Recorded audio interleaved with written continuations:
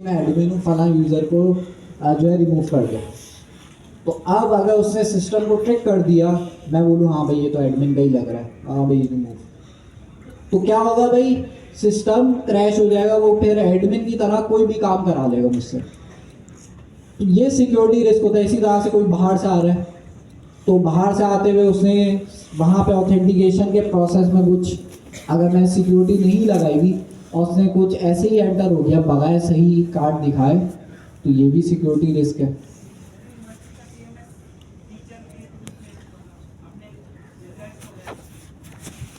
हाँ वो तो पे परमिशन वगैरह आ जाती है ना, ठीक है। टीचर की तरफ तो वो अलग चीज़, अभी ऑथराइजेशन से बाहर आ गए। मैं कह रहा हूँ ऑथेंटिकेशन जो है और ऑथराइजेशन के लिए हमने सिक्योरिटी जो है ना बड़ी अच्छी इंप्लीमेंट करनी होती है।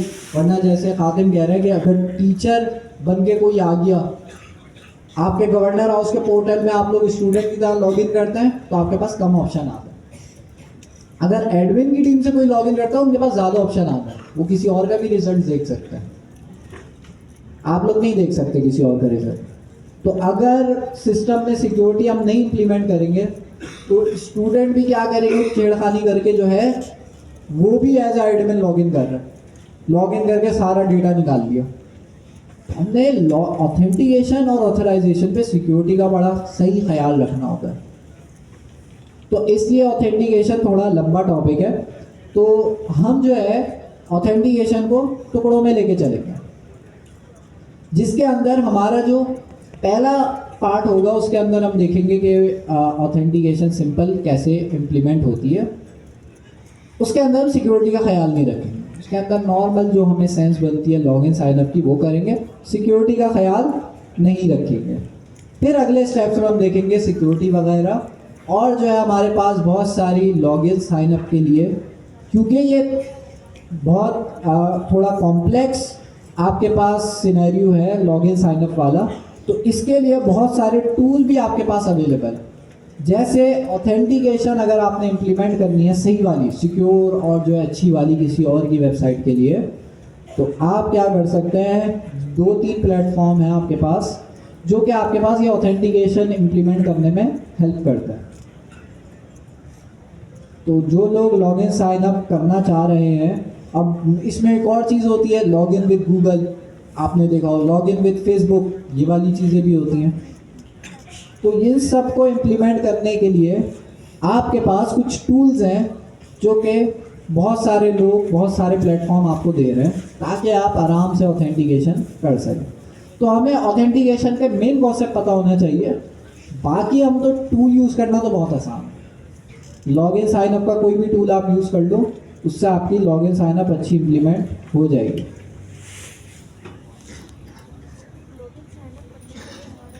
ओके, तो एक हमारे पास लाइब्रेरी है auth.js। क्या लिखा है मैंने, auth.js। auth.js आपको हेल्प करता है, देखें ऑथेंटिकेशन और ऑथराइजेशन में ये आपकी हेल्प करेगा। और ये क्या है, फ्री एंड ओपन सोर्स, मतलब आप लोग फ्री में यूज़ कर सकते हैं अपनी एप्लीकेशन में। और नेक्स्ट.js का भी इन्होंने सपोर्ट दिया है, तो नेक्स्ट.js को यूज़ करते हुए भी आप लोग इम्प्लीमेंट कर सकते हैं। ये फ्री है, ओपन सोर्स है, और इसके अंदर जो है बहुत सारी चीज़ें। अच्छा, फिर उसके बाद ये हमारे पास फ्री है, ओपन सोर्स है, इसका मतलब ये है कि जो यूज़र्स का डेटा होगा वो आप अपने पास स्टोर करेंगे डेटाबेस में या कहीं पे भी। कुछ आपके पास प्लेटफॉर्म होते हैं जो कहते हैं कि भाई आप जो है, ये जो हमारे पास auth.js है ना, ये ऑथेंटिकेशन आसान कर रही है, लेकिन इसको इम्प्लीमेंट करने के लिए आपने कोडिंग करनी पड़ेगी अपनी, तो थोड़ी मेहनत इसमें लगेगी। तो ये आपका आसान कर देगी बट मेहनत लगेगी, लेकिन फ्री है। एक और आपके पास ऑप्शन है जो कि बड़ा फेमस चल रहा है आजकल, क्लर्क। किस किसने नाम सुना है? ये भी आपकी हेल्प करता है ऑथेंटिकेशन करने में, यूज़र मैनेजमेंट ऑथेंटिकेशन करने में। इसमें आपके पास बहुत कम मेहनत लगती है, लेकिन ये पेड है, कुछ हद तक फ्री है। अगर मैं इसकी प्राइसिंग पे जाऊँ, ये ओपन सोर्स नहीं है, ये इन लोगों ने एक प्रोडक्ट बनाई है जिसमें आप जो है 10,000 यूज़र अगर आपकी वेबसाइट में है, मंथली एक्टिव यूज़र्स, मतलब 10,000 यूज़र एक्टिवली अगर आपकी वेबसाइट यूज़ कर रहे हैं तो आपके लिए फ्री है। लेकिन 10,000 से अगर ज़्यादा होंगे तो फिर चार्जेस लगेंगे 0.02 पर MAU। तो मतलब 10,000 नहीं, MAU मतलब मंथली एक्टिव यूज़र, मतलब 10,000 के बाद अगर एक यूज़र भी आता है तो एक यूज़र के मुझे इतने पे करने पड़ेंगे। तो आप कैलकुलेशन कर लो कि 10,000 से अगर 20,000 हो गए तो ये 0.02 को आप मल्टीप्लाई कर लो 10,000 से। तो एक्स्ट्रा अगर आपको 10,000 यूज़र्स चाहिए तो उसके लिए पर यूज़र आपने इतने देने पड़ेंगे। तो 10,000 यूज़र्स आपको फ्री में मिल रहे हैं, 10,000 से ऊपर जाते हो तो फिर आपको अच्छे खासे चार्जेस लगेंगे, सिर्फ ये लॉगिन के लिए, लॉगिन साइन अप के लिए। बाकी फिर आपकी एप्लीकेशन के अंदर और भी तो चीज़ें हैं, फिर उसके अलग चार्जेस वगैरह आप दोगे, इतनी बड़ी एप्लीकेशन जब हो जाएगी। बट ये आपके पास एक प्लेटफॉर्म है जो कि आसानी से आपके पास लॉगिन साइन अप की इम्प्लीमेंटेशन दे देता है। तो क्लर्क मैंने बताया और JS मैंने बताया, तो जो लोग एडवांस लोग हैं वो तो आराम से इसको एक्सप्लोर कर सकते हैं। मैं ये रेकमेंड करूँगा कि पहले जो है ना बेसिक कॉन्सेप्ट सीख लो, उसके बाद इन लाइब्रेरीज जैसे Auth.js जैसी लाइब्रेरी है इसको यूज़ करो, और फिर क्लर्क जो है लास्ट में रखो, क्योंकि क्लर्क बहुत आसान है, इसमें कुछ सीखने वाला है ही नहीं और ना कुछ आप सीख पाओगे। तो ऐसी लाइब्रेरीज आपकी हेल्प करती हैं असल कॉन्सेप्ट सीखने में। तो यहाँ पे इनकी बहुत, ये देखें कॉन्सेप्ट्स का एक टैब भी इन्होंने बनाया है जो कि आपके और कॉन्सेप्ट जो है क्लियर करेगा। बट इन कॉन्सेप्ट से पहले आपको और बेसिक लेवल के कॉन्सेप्ट होने चाहिए जो आज हम इस क्लास में करेंगे। तो लॉगिन साइन अप के लिए मैंने आपको बता दिया, और भी बेइंतहा लाइब्रेरीज है, बट एक मैंने आपको टॉप की बता दी Auth.js, और एक पेड मैंने आपको टॉप की बता दी क्लर्क। अच्छा जी, अब आते हैं भाई ऑथेंटिकेशन। हम तो बिगिनर्स हैं, तो हम सीखना कहाँ से स्टार्ट करें?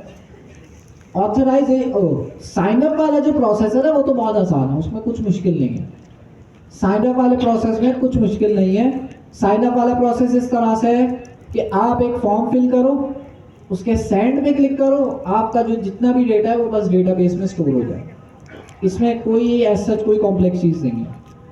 तो साइन अप वाला पार्ट हम नहीं करेंगे, उसके अंदर सिंपल आपने फॉर्म सबमिट करना होता है और सारा ईमेल, पासवर्ड, यूज़र नेम, सारी चीज़ें जो है आपके पास बस स्टोर करानी होती है।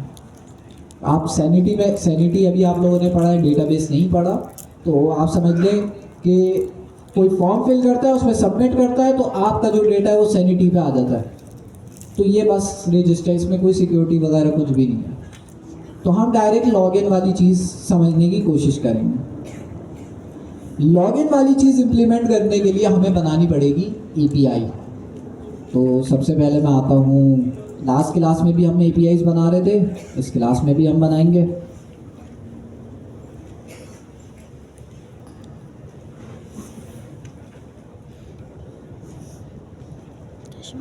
और इस बार जो हम API बनाएंगे वो हम बनाएंगे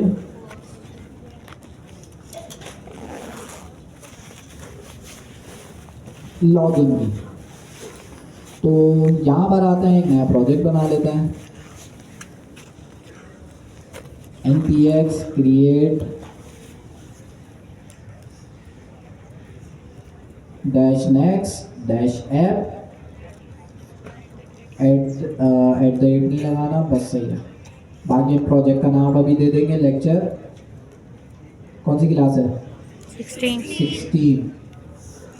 16 क्लासें हो गई हैं हमारी।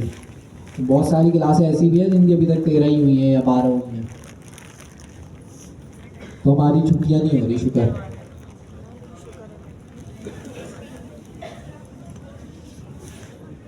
जी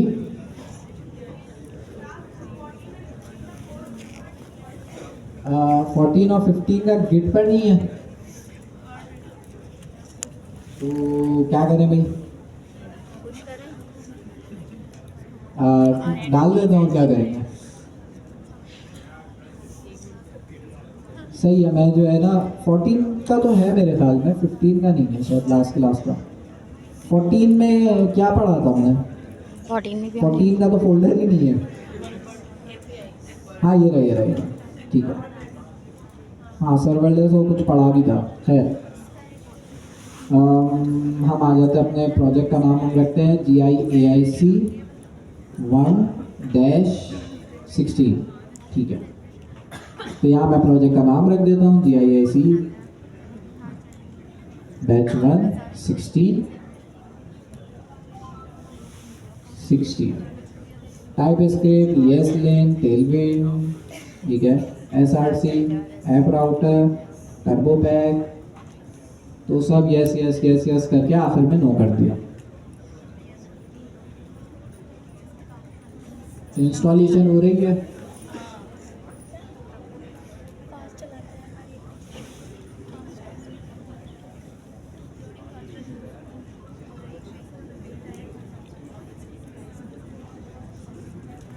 अच्छा हमारे और भी फैकल्टी मेंबर्स आ गए, तो हम एक काम ये करते हैं कि जो है चले वो पहले मैं ये कॉन्सेप्ट करा दूँ, फिर उसके बाद जो है ना सर दानियाल इनको बता दें, सर अजी को, सर अजी को, कि क्या हमने करना है आगे।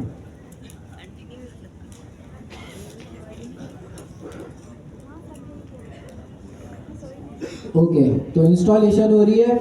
हमने क्या करना है, एक API बनानी है और उस API पे हमने करना है कि भाई हम उस API में ईमेल और पासवर्ड जब डालेंगे, कोई भी ईमेल पासवर्ड डाल देंगे। अभी तो फिलहाल हमने कोई सा भी ईमेल पासवर्ड रख लेते हैं क्योंकि हम साइन अप वाला प्रोसेस हमने नहीं किया।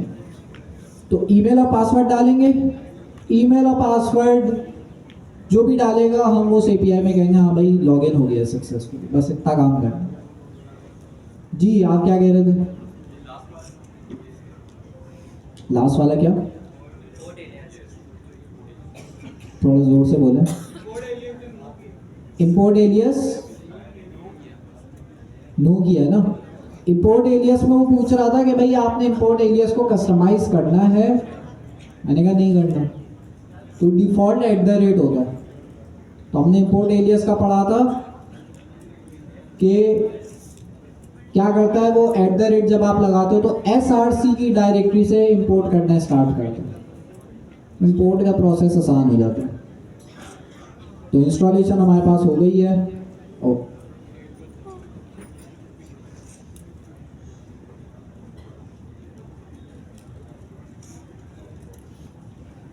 VS कोड पे खोल लेते हैं इसे।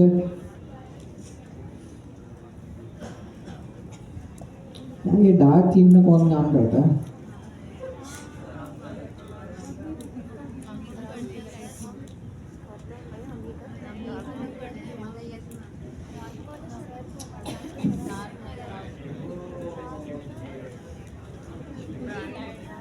ओके, तो सब चीज़ें बंद करते हैं। तो मैंने आपको बताया कि इस यहाँ पे हम एक आर्किटेक्चर भी डिफाइन कर देते हैं कि हमने क्या करना है। यहाँ पर एक हमने API बनानी है, API, और ये API बेसिकली किसकी होगी? Login API। तो इसके ऊपर लिख लेते हैं लॉगिन API। हमने ये लॉगिन API बनानी है और इस लॉगिन API का काम ये होगा कि दो चीज़ें लेगा, ईमेल और पासवर्ड। तो यहाँ पे ये दो चीज़ें मांगेगा, ईमेल और पासवर्ड। फिलहाल हम क्या करते हैं, पासवर्ड नहीं लेते, हम कहेंगे कोई भी अगर अपना ईमेल दे तो हमने उसको क्या कर देना है, ऑथेंटिकेट कर देना। हम बोले भाई हाँ भाई आ जाओ। तो ऐसी हम एप्लीकेशन बना रहे हैं फिलहाल। वैसे तो ईमेल और पासवर्ड दोनों होना चाहिए, बट हमने जो है इसको आसान करने के लिए मैंने कहा कि भाई कोई भी मेरी API कॉल करेगा लॉगिन की, उसको मैं क्या कर दूंगा, लॉगिन कर दूंगा। तो कुछ आपके पास वेबसाइट ऐसी भी होती है जिसमें आप लॉगिन कर सकते हो एज अ गेस्ट। वहाँ पासवर्ड नहीं देते हो, वहाँ बस आप ईमेल देते हो, लॉगिन करते हो, वो लॉगिन हो जाता है। तो हम कुछ इस तरह का बना रहे हैं ताकि जो है हम कॉन्सेप्ट असल समझ सकें। कि लॉगिन किस तरह से काम कर रहा होता है। अच्छा, इस लॉगिन एपीआई को कहाँ से कॉल कराएंगे हम? बनाएंगे। कहाँ से कॉल करें? अपनी नेक्स्ट.js की एप्लीकेशन से। तो हमारा जो है नेक्स्ट.js की एप्लीकेशन में क्या होगा, एक लॉगिन का यहाँ पे बटन होगा, लॉगिन का एक इनपुट फिल होगी ना, बटन होगा जिस पे मैं क्लिक जब करूँगा तो मेरे पास ये एपीआई कॉल होगी। तो लॉगिन का बटन हो गया हमारे पास, इस पे जब मैं क्लिक करूँगा तो ये मेरे पास एपीआई कॉल करेगा, और एपीआई कॉल करने के बाद ये क्या कर देगा, मुझे बोले हाँ भाई लॉगिन हो गया सक्सेसफुली। इस बीच हमने एक और काम करना है। वो क्या काम करना है वो अभी हम थोड़ी देर में डिस्कस करेंगे। कि लॉगिन तो हो जाएगा, लॉगिन करने के बाद ज़ाहिर अब यहाँ पे हमारे पास लॉगिन वाला पेज तो नहीं खुलेगा, इसका नाम मैं रख देता हूँ लॉगिन पेज। तो लॉगिन वाला पेज हमारे पास नहीं खुलेगा, बल्कि हमारे पास दूसरा पेज खुलेगा जिसका नाम है डैशबोर्ड। तो डैशबोर्ड का हमारे पास टोटल 2 पेजेस हो गए हैं। एक लॉगिन का पेज जिससे हम लॉगिन करेंगे, एक हमारे पास डैशबोर्ड जो कि हमारे पास खुलेगा लॉगिन होने के बाद। तो इस तरह का हमने कुछ फ्लो रखना है कि लॉगिन पे क्लिक करें, हमारी लॉगिन की एपीआई कॉल हो, लॉगिन की एपीआई क्या करें, यूज़र को लॉगिन कर दें, और लॉगिन करने के बाद डैशबोर्ड वाले पेज पे भेज दें। तो ये प्रोसेस होगा। इसके अंदर ईमेल और पासवर्ड दोनों होना चाहिए, बट फिलहाल हमने ईमेल रखा है सिर्फ। ठीक है, तो इसको बनाने के लिए पहले हम क्या बनाएं, एपीआई बना लेते हैं। पहले हम एपीआई बना लेते हैं, फिर उस एपीआई को कॉल करने के लिए लॉगिन। बट मेन चीज़ है हमारा ये लॉगिन का प्रोसेस होना चाहिए। आता है भाई पेज पे हमारे, और जो है अच्छा पेज पे क्यों आ गया, एपीआई बनानी है। एपीआई बनाने का क्या प्रोसेस था, एसआरसी के फोल्डर में, एक मिनट मैं तो पढ़ा दिया ना, आप पढ़ा क्यों रहा हूँ फिर, ये तो पूछना चाहिए जी।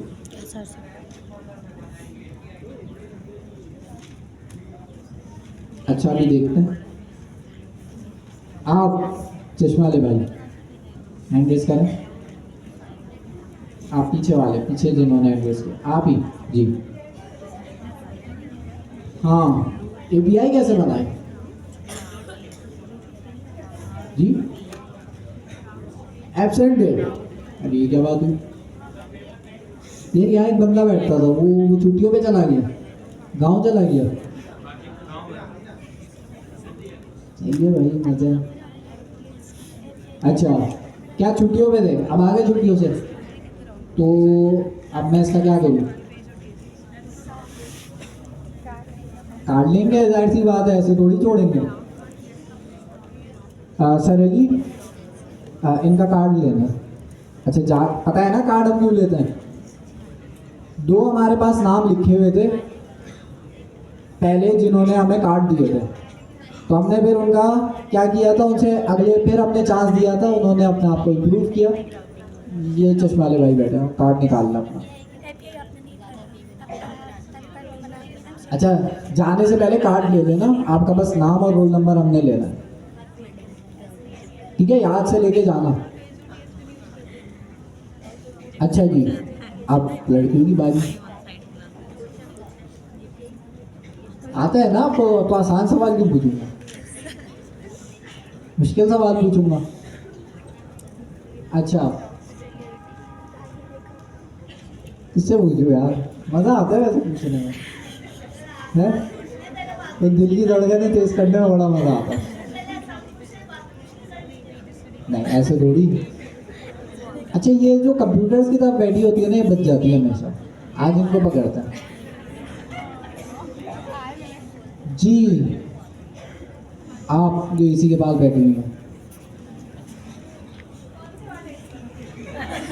जहाँ मेरी उंगली जा रही है अब इनको कैसे बुलाएं, ये सेकंड एसी के पास, 1 2 दूसरे एसी के पास स्कार्फ पहना हुआ है आपने ब्लैक कलर का, और यहाँ पे आपके शायद कुछ डिज़ाइन भी है। हैंड रेस करें, ठीक है, शुक्र है। हाँ, सब बताना पड़ता है डिटेल में। अच्छा जी, अब बोल दें आप भी नहीं आएगी। नहीं, आपसे मुश्किल सवाल पूछूंगा ना, रुक जाए। आप समझ गई ना, आपसे बात कर रहा हूँ। API कैसे बनेगी? अच्छा, जो बताएगा वो फिर हम बोलेंगे नहीं, वो हम बोलेंगे भाई ये अच्छे स्टूडेंट्स हैं, तो इनसे यहाँ पे आगे जो है ना फिर एक्सप्लेन करवाएंगे। जी, API कैसे बनाएंगे? तो कह रही है यहाँ तो API नहीं पता था, API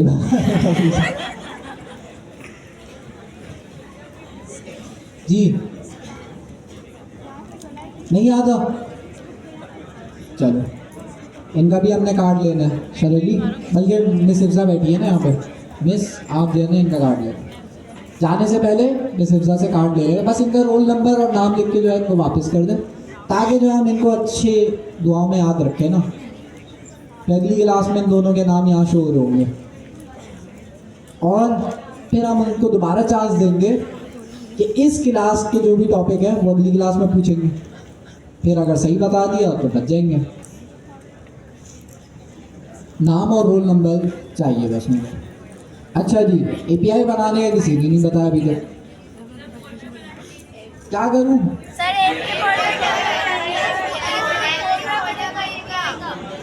API का फोल्डर बना दूं? कहाँ पे?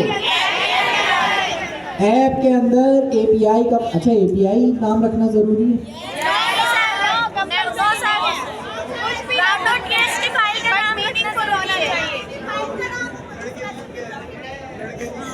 API नाम रखना जरूरी नहीं है, कुछ भी नाम रख सकता है। कौन जीत गया? कौन कह रहा है ये? अभीश कह रहा है। अभीश बड़ा तेज है, अभीश से मुश्किल सवाल पूछेंगे, अभीश होशियार बंदा है। अच्छा, जरूरी नहीं API नाम रखें, लेकिन API नाम इसलिए रखा है ताकि कोई भी हमारी API यूज करे तो उसे पता चल जाए कि भाई ये कौन API ही हम यूज कर रहे हैं। तो जरूरी नहीं API नाम रखो, लेकिन अच्छी प्रैक्टिस है कि इसका नाम API रखो। जी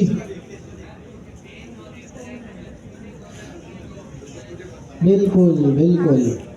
अब जाहिर सी बात है API के फोल्डर के अंदर कभी भी आप पेज की फाइल नहीं बनाएंगे, तो ये भी वजह है।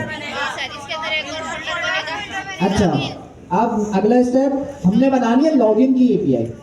लॉगिन का फोल्डर। तो login.tsx की फाइल बना लूँ? about. क्या? route.ts। तो हम route, तो पहले फोल्डर बनाओ ना, फोल्डर का क्या नाम रखना? लॉगिन। लॉगिन हमने फोल्डर का नाम रख लिया, तो API का एक फोल्डर बनाया, उसके अंदर लॉगिन का फोल्डर बनाया, लॉगिन के अंदर route.ts की हमने फाइल बना दी। तो route.ts फाइल बनाना जरूरी है API बनाने के लिए? कुछ भी नहीं रख सकते? सही है। तो हमारे पास API बन गई है, बस इसके अंदर जो है हमने कोड लिखना है। जब भी हमारी API कॉल हो तो हमारा जाहिर सी बात है कोड चलेगा। तो उसके लिए हम क्या करते हैं, एक फंक्शन बनाते हैं जिसका नाम मैं रखूंगा गेट। इसको एक्सपोर्ट करना जरूरी है नहीं? Yes sir. एक्सपोर्ट करना जरूरी है, जैसे हम page.tsx में एक्सपोर्ट करते हैं ना, वैसे यहाँ भी करना जरूरी है। तो हमने क्या किया, एक रिक्वेस्ट का पैरामीटर आता है, ये भी हमने लास्ट क्लास में देखा था, ये खुद ही आता है। Next API, sorry next response नहीं, नेक्स्ट रिक्वेस्ट। ये तो इन दोनों में कंफ्यूज नहीं होना। ये जो ऊपर वाला है ना, ये पहले हमारे पास यूज होता था। तो ChatGPT अगर आपको ये करने का बोले तो ये नहीं करना, ये पुराना हो गया। तो हमारे पास जो आता है ना पैरामीटर के अंदर, वो है नेक्स्ट रिक्वेस्ट। तो ये बेसिकली आप समझ लें यहाँ पे डेटा टाइप के तौर पे यूज हो रहा है। अच्छा जी, तो रिक्वेस्ट का पैरामीटर हमें पता है कि इसके अंदर बहुत सारी चीज़ें आती हैं। कोई भी हमारी एपीआई कॉल करे, रिक्वेस्ट का पैरामीटर उसके साथ आता ही आता है। ये आप नहीं करते, ये नेक्सस खुद ही भेजता है, और ये आना ज़रूरी भी है ताकि जो है हम देख सके रिक्वेस्ट में जो चीज़ें आ रही हैं उसमें क्या क्या चीज़ें हैं। अच्छा, हमारी एपीआई बन गई है, लेकिन ये हमारे पास कौन सी एपीआई है? पोस्ट एपीआई है। आपका नाम क्या था जिनका कार्ड अभी हमने लिया? अवेश। अवेश को हम दूसरा चांस देते हैं। अवेश, ये पोस्ट गेट में क्या फर्क है?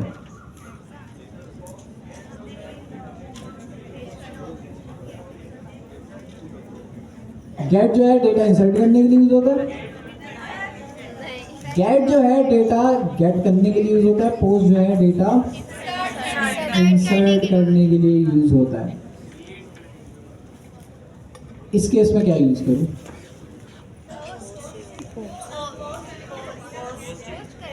लॉगिन की एपीआई बनानी है मुझे, तो लॉगिन के लिए पोस्ट यूज करूं या गेट यूज करूं?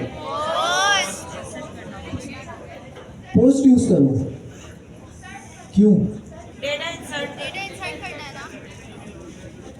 लॉगिन करते हुए तो डेटा इंसर्ट नहीं करते, हाँ कुछ और चीजें करते हैं। चलो इस हद तक आंसर हम इनका सही मान लेते हैं। तो इनका नाम जो है अवेश जो है, हम इनका नाम हटा देंगे, लेकिन हम इन्हें दोबारा पकड़ेंगे, फिर नाम आ जाएगा। अच्छा, अभी के लिए इनका नाम कट गया। मिसेज इनका क्या नाम है? सरवत आफरीन। ठीक है, तो इनको भी हम फिर से पकड़ेंगे। अच्छा जी, तो एपीआई हमने बना ली है, लेकिन अभी फिलहाल एपीआई कुछ नहीं कर रही है, और एपीआई के अंदर हम रिक्वेस्ट भेज रहे हैं। कौन सी? Post request. पोस्ट रिक्वेस्ट हम इसलिए भेज रहे हैं क्योंकि लॉगिन का जो प्रोसेस होता है उसके अंदर आपने ईमेल और पासवर्ड दोनों पास करने होते हैं, कुछ आपने इनपुट पास करना होता है, तो इसलिए हमने यहाँ पे पोस्ट रिक्वेस्ट करी है यूज। अच्छा, ये रिटर्न क्या करेगा? अभी फिलहाल रिटर्न कर देगा ये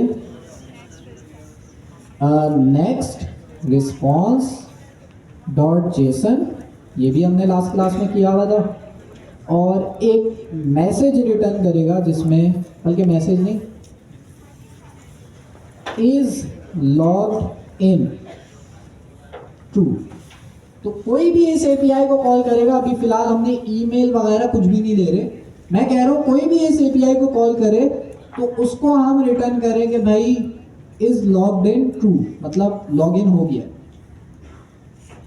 ट्रू मतलब लॉगिन हो गया है, फॉल्स मतलब लॉगिन नहीं हुआ। तो यहाँ पे आप ऊपर चल के कंडीशन वगैरह लगा सकते हो। इफ पासवर्ड करेक्ट है तो फॉल्स कर दो, अगर पासवर्ड करेक्ट है तो ट्रू कर दो, अगर पासवर्ड इनकरेक्ट है तो फॉल्स कर दो। फिलहाल हमने कहा है इस एपीआई को कोई भी कॉल करेगा उसको हमने कह दिया वो लॉग्ड इन हो जाए।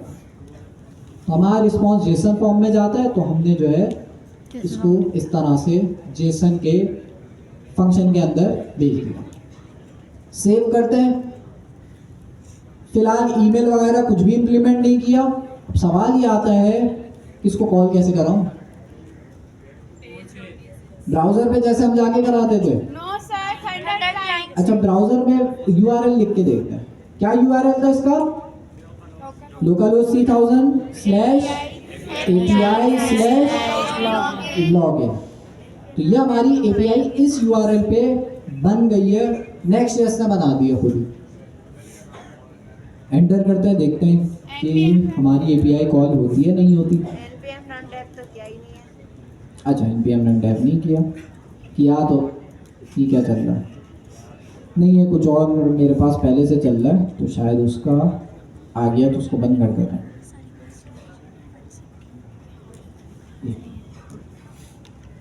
ओके, तो इसको npm run dev कर देते हैं। npm run dev, ताकि हमारे पास ये चल जाए, एपीआई वगैरह बन जाए।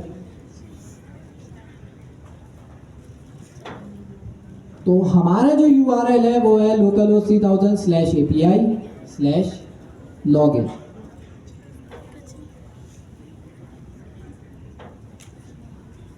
इसको एंटर करते हैं, हमारा जो है वो भी चल रहा है। क्या आएगा? अभी तो लोकल होस्ट चल रहा है इसलिए आ गया, बट अभी जब लोकल होस्ट स्टार्ट हो जाएगा तो क्या आएगा? चला भी है, नहीं चला, एक सेकंड। लोकल होस्ट 3000 पे चलता है,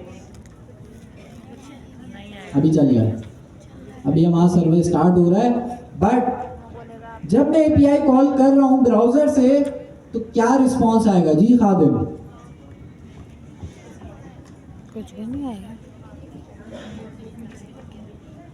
नहीं कोड में तो ये है ना, ये लो दिखा देते हैं, ये लो।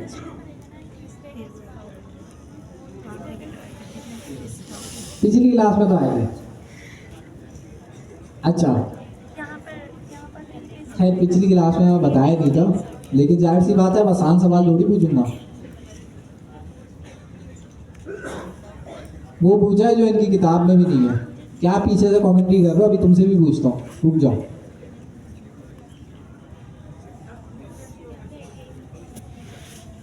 ऐसी में क्या क्या आएगा? वाइट स्क्रीन आ जाएगी, कुछ भी नहीं आएगा। अच्छा कौन बोल रहा है? किसने बोला? क्या आएगा? हैंड रेस करके बोले ताकि मुझे अच्छा ये बोल, ठीक है चेक किया।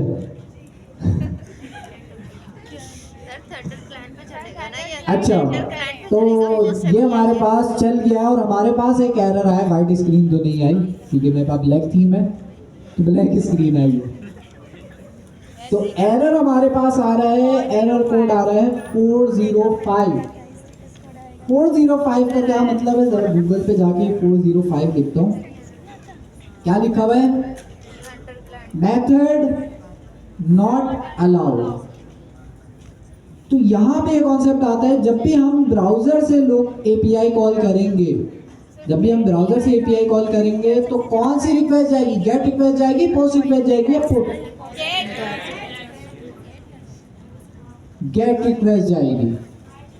और जो हमने एपीआई बनाई है ये क्या गेट रिक्वेस्ट को हैंडल कर रही है? नहीं कर रही। तो 405 का कहीं पर भी एरर देखो तो समझ जाना कि जो आपकी एपीआई में मेथड होता है ना, गेट, पोस्ट, पुट, इसका मसला है। तो मैंने आपको ये बताया कि ब्राउजर से जब भी आप एपीआई कॉल करते हो तो हमेशा गेट रिक्वेस्ट ही जाती है, आप उसको चेंज नहीं कर सकते ऐसे यहाँ पे। तो इस रिक्वेस्ट को मैं पोस्ट कैसे करूँगा? हमें तो चेक करनी है पोस्ट रिक्वेस्ट वाली चीज। जी स्लाइड में चेक करें। दोबारा बोले। पोस्ट और पुट में क्या डिफरेंस? पुट हमारे पास जो रिक्वेस्ट है वो डेटा अपडेट करने के लिए यूज होती है, पोस्ट डेटा इंसर्ट करने के लिए। जी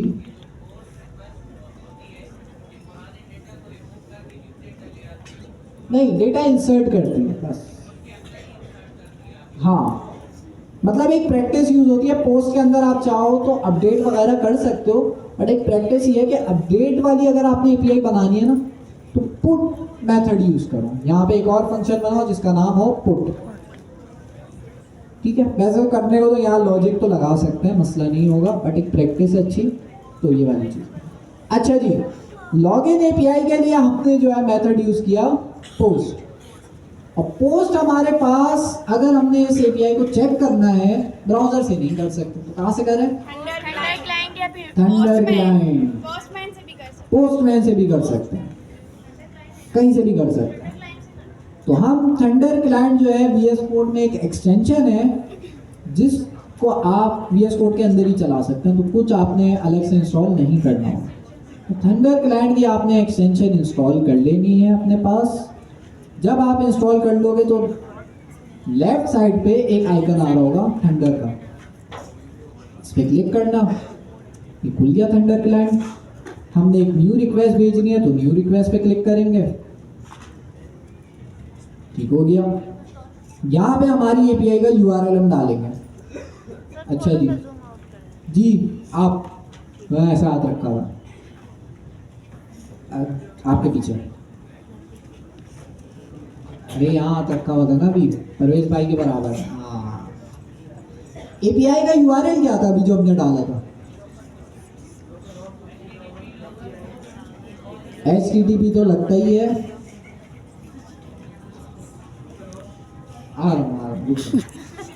लोकल होस्ट 3000 /API/login लॉगिन। वो सही है। सेंड पे क्लिक कर दूं? क्या कुछ और भी चेंज करना है पोस्ट मेथड क्या? बस सही है, सेंड पे क्लिक कर दूं? कहाँ से सुन के बोल रहे हो? मैं दूसरा सवाल पूछ लूंगा। मेथड चेंज करना है। हमारे पास यहाँ पे भी गेट रिक्वेस्ट जा रही है, तो गेट रिक्वेस्ट नहीं भेजनी। हमारी एपीआई जो है वो पोस्ट रिक्वेस्ट के हवाले से बनी है, तो हम यहाँ पे भी पोस्ट सेलेक्ट करेंगे। कैसे पता पोस्ट से बनी है? हमारे फंक्शन का नाम पोस्ट है, तो नेक्स्ट नाम को देख के बना लेती है एपीआई। पहले ऐसा नहीं था, लेकिन अब इन्होंने ऐसा रखा है आसान करने के लिए। तो यहाँ भी मैंने पोस्ट इसको सेलेक्ट किया, सेंड पे मैं क्लिक करूंगा तो हमारे पास रिस्पांस में आ रहा है क्या? नीचे आ रहा है लॉगिन ट्रू। 200 का मतलब ओके भाई, एपीआई सक्सेसफुली चल गई है। चल गई। और एक आपके पास रिस्पांस आ गया जिसमें कह रहा है हाँ भाई इज लॉग्ड इन ट्रू, मतलब लॉगिन हो गया है। तो एक हमने लॉगिन की एपीआई बना ली है, जिसको कॉल करने पे क्या होगा? लॉगिन हो जाएगा। अच्छा, अब एक सवाल, एपीआई में आते हैं। अभी तक तो कुछ भी नहीं किया है यहाँ पे। मैं चाह रहा हूँ यूजर से मैं ईमेल जो है, सिर्फ ईमेल, फिलहाल ईमेल लूँ एपीआई के अंदर, और अगर यूजर ईमेल ना दे तो क्या करूँ भाई? उसको बोलूँ भाई लॉगिन नहीं हुआ। अगर यूजर एपीआई कॉल करता है और ईमेल नहीं देता तो मैं उससे बोलूँगा लॉगिन फॉल्स। अगर वो ईमेल देता है तो मैं बोलूँगा लॉगिन ट्रू, मतलब लॉगिन हो गया। तो पहला काम तो ये है कि एपीआई के अंदर हम लॉगिन ईमेल कैसे लेंगे? थंडर क्लाइंट ओपन कैसे होगा? थंडर क्लाइंट ओपन करने के लिए आपने एक पहले एक्सटेंशंस में जाना होगा। यहाँ पे जाके आपने सर्च करना होगा थंडर क्लाइंट, क्योंकि हमने पहले इंस्टॉल कर लिया था। तो ये इसकी एक्सटेंशन आ रही है, इसको बस एक दफ़ा इंस्टॉल करना है। जब आप एक दफ़ा इंस्टॉल कर लेंगे इसको, तो इंस्टॉल करने के बाद आपके VS कोड के लेफ्ट साइड पे थंडर क्लाइंट का आइकन आ रहा होगा इस तरह का। तो बस इसको खोल लेना। तो इंस्टॉल करना ज़रूरी है, एक दफ़ा करना होगा बस। अच्छा जी, वापस आते हैं, थंडर क्लाइंट को बंद करते हैं। तो मैं ये पूछ रहा हूँ कि इस एपीआई में हम ईमेल कैसे एक्सेप्ट करेंगे? सर बॉडी बना लें स्टैंडर्ड क्लाइंट में बॉडी के थ्रू। अरे पहले यहाँ पे भी तो लेना पड़ेगा ना। तो मतलब आप समझ लें थंडर क्लाइंट से ईमेल आ रही है, हाँ। तो यहाँ पे मैं कैसे वेरिएबल के अंदर स्टोर करूँगा? यहाँ एक वेरिएबल होगा ईमेल, सर नेक्स्ट रिक्वेस्ट आ रही है ना, तो जो हमारे पास बॉडी में जो आएगा उसको एक एरे के अंदर रिक्वेस्ट डॉट बॉडी ईमेल होगी वो किसके अंदर आ रही होगी? इस रिक्वेस्ट के अंदर आ रही होगी। तो कैसे लिखेंगे इसे? रिक्वेस्ट डॉट बॉडी या जैसे लिखेंगे? पक्की बात है, नया तरीका है। अच्छा, और बस अबे यार, हम यहाँ पे फंस गए। अच्छा, इससे पहले हमें क्या लगाना ज़रूरी है? अवेट लगाना ज़रूरी है। यार मुझे ये वाला तरीका नहीं पता, बट ये वाला तरीका जो है पहले यूज़ किया हुआ है मैंने, तो ये यूज़ कर लेते हैं। फंक्शन को एसिंग करते हैं। अवेट के बगैर नहीं होगा। अच्छा, बॉडी में क्या है? एक सेकंड, अवेट अगर मैं हटा दूँ एसिंग नहीं लगाया तो रीडेबल स्ट्रीम, इसकी डेटा टाइप की मुश्किल क्यों है? खैर, चला के देखते हैं ना, शायद गलत लिखा हो तो सही कर लेंगे, क्या हुआ। ईमेल। तो मैंने कहा रिक्वेस्ट के अंदर जो भी चीज़ आ रही है और मैं एक्सपेक्ट कर रहा हूँ कि भाई ईमेल आ रहा होगा, तो उसको जो है, बल्कि यहाँ पे एक काम करता हूँ, इसको ईमेल नहीं, इसका नाम मैं रख देता हूँ रिक्वेस्ट डेटा। मैं कह रहा हूँ रिक्वेस्ट के अंदर जो भी डेटा आ रहा है वो कंसोल पे प्रिंट करा दो। तो देखते हैं क्या डेटा आता है। अच्छा, इस एपीआई का जो लॉग है, कंसोल लॉग है, ये कहाँ प्रिंट होगा? कहाँ पे? सर्वर पे कहाँ पे? हमारे टर्मिनल पे होगा। तो अभी तो नहीं हुआ प्रिंट। एपीआई हिट करेंगे फिर शो होगा। ब्राउजर के कंसोल पे होगा? नहीं।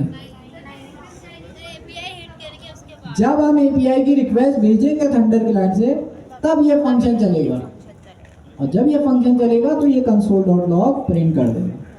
तो एपीआई के अंदर आता हूँ, सेंड करते हैं रिक्वेस्ट, अपने टर्मिनल पे आते हैं, यहाँ पे कुछ आ रहा है, लेकिन क्या आ रहा है? Locked fold readable stream log false, तो हमने गलत चीज़ कर ली है। तो वापस आते हैं, यहाँ पे बॉडी नहीं होगा बल्कि जेसन ही होगा, सही बता रहे थे बीच। और रिक्वेस्ट से पहले लगाना जरूरी है अवेट। फंक्शन एसिंक बनाए। अब अवेट लगाना है तो हमारे फंक्शन को भी एसिंक करना पड़ेगा। तो सेव करते हैं, आप देखते हैं रिक्वेस्ट डेटा के अंदर क्या आ रहा है, कुछ आ भी रहा है या नहीं आ रहा। न्यू रिक्वेस्ट पे वापस जाता हूँ, सेंड करता हूँ अपनी रिक्वेस्ट। एरर आ गया भाई। 500 वाले एरर का ये मतलब है कि आपकी एपीआई क्रैश हो गई है। और क्रैश किस वजह से हुई है? इसको हम ट्राई कैच लगा के हैंडल कर सकते हैं, लेकिन क्रैश इस वजह से हुई है क्योंकि हमने एपीआई के अंदर यहाँ पे लिखा है request.json, जिसका मतलब ये है कि हमारी एपीआई कुछ ना कुछ एक्सेप्ट कर रही है, कुछ ना कुछ एक्सेप्ट कर रही है। क्या थंडर क्लाइंट से मैं कुछ पास कर रहा हूँ या नहीं? कुछ भी नहीं पास कर रहा हूँ, इसलिए एरर आ रहा है। तो थंडर क्लाइंट से अगर मुझे ईमेल पास करनी है तो कहाँ से पास करूँगा? क्यूरी पे अभी हम थे, तो कहाँ से पास करूँगा? बॉडी से पास करूँगा। तो बॉडी के अंदर हम जेसन फॉर्म के अंदर, अच्छा ये क्या बुला रहा है, एक सेकंड, ये तो जूम आउट कर देता हूँ थोड़ा सा। हाँ, तो हमारे पास थंडर क्लाइंट जब आप खोलते हो तो थंडर क्लाइंट में जब एपीआई रिक्वेस्ट करते हो, उसके साथ अगर आप चाहो कुछ डेटा भी भेजो, जैसे ईमेल पासवर्ड हो गया, तो कैसे भेजोगे? थंडर क्लाइंट के अंदर यहाँ बॉडी का एक ऑप्शन है, बॉडी पे क्लिक करोगे। बॉडी पे क्लिक करने के बाद हम जो डेटा भेजेंगे वो किस फॉर्म में भेजेंगे? जेसन फॉर्म में भेजेंगे। तो यहाँ पे मैं क्या भेजूँगा? ईमेल भेजूँगा। ईमेल मैं भेज देता हूँ hamza.sayyed@gmail.com। तो ये मैं डेटा भेज रहा हूँ अपनी एपीआई को कॉल कराते हुए, और जब मैं ये डेटा भेजूंगा तो हमारे पास इस एपीआई के अंदर वो डेटा रिसीव होगा, और वो मैंने स्टोर कर दिया इस वेरिएबल के अंदर। तो एपीआई से अगर आपने डेटा निकालना है ना, जो यूजर भेज रहा है, तो ये इस तरह से निकालते हैं। इस रिक्वेस्ट डेटा को मैंने कंसोल पे प्रिंट कराया, सेव करते हैं। अब मैं अपनी एपीआई को कॉल करता हूं ताकि जो है मेरी एपीआई का रिस्पांस आए। क्या करिए, ओके, सेंड पे मैंने क्लिक किया, नीचे मेरे पास रिस्पांस आ रहा है 200, जिसका मतलब ये है कि भाई एपीआई चल गई है सक्सेसफुली। और अपने मैं कंसोल पे देखता हूँ, कंसोल पे क्या प्रिंट हुआ? एक ऑब्जेक्ट प्रिंट हुआ जिसके अंदर हमारे पास क्या आ रही है? ईमेल आ रही है। तो हम इसको इस तरह से समझेंगे कि बहुत सिंपल सी चीज़ है, हमारी एपीआई है, ये एपीआई है, इसके अंदर एक पैरामीटर होता है रिक्वेस्ट का, हमने देख लिया खुद ब खुद आ रहा होता है, नेक्स्ट ला रहा होता है, और इसको हम कॉल करा रहे हैं थंडर क्लाइंट से। तो ये हमारा हो गया थंडर क्लाइंट। थंडर क्लाइंट, अच्छा जी, थंडर क्लाइंट से जब हम कॉल करा रहे हैं तो सबसे पहली चीज हम पास करते हैं यहाँ पे लोकल होस्ट मतलब URL 3000 slash API slash login हमारी API का URL हो गया। छोटा करता है,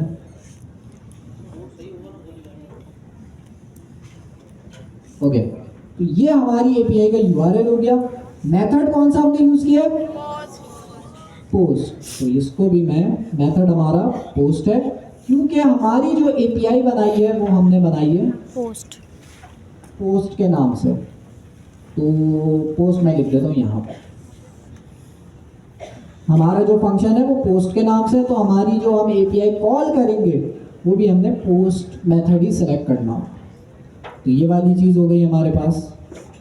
अच्छा, अब हमने कहा हमारी जो API है उसके अंदर उसको कॉल करते हुए हम कुछ डेटा भी पास कर रहे हैं, और वो डेटा किस फॉर्म में है? डेटा को मैं कर देता हूँ येलो में, और डेटा हम भेज रहे हैं, बॉडी से डेटा हम भेज रहे हैं जेसन फॉर्म में इस तरह से। और हमने डेटा के अंदर सिर्फ ईमेल भेजा है, और ईमेल जो है हमारे पास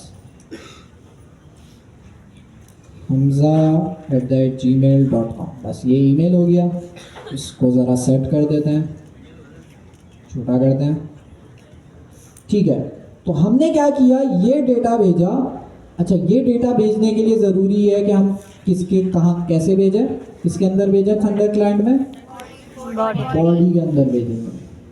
तो हम यहाँ पे बॉडी के का एक हमने टैब खोला, उसके अंदर हमने ये डेटा साथ में भेज दिया।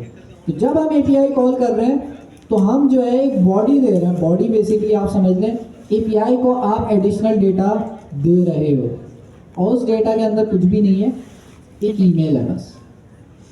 जब आप यहाँ पे सेंड के बटन पे क्लिक करोगे, यहाँ एक सेंड का बटन होगा,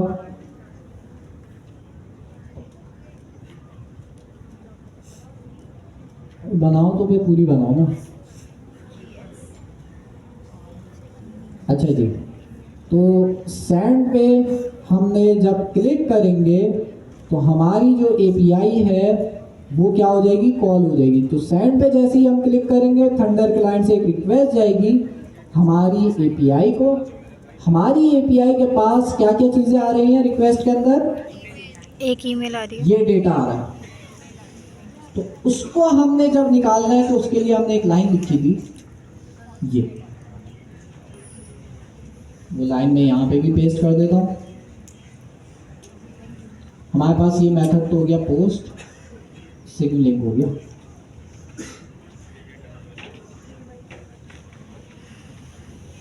इससे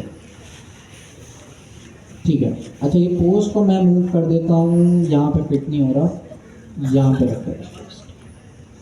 अच्छा जी, तो हमारे पास पोस्ट का जो मेथड है उसके अंदर हमने एक कोड लिखा हुआ है जो कि ये है।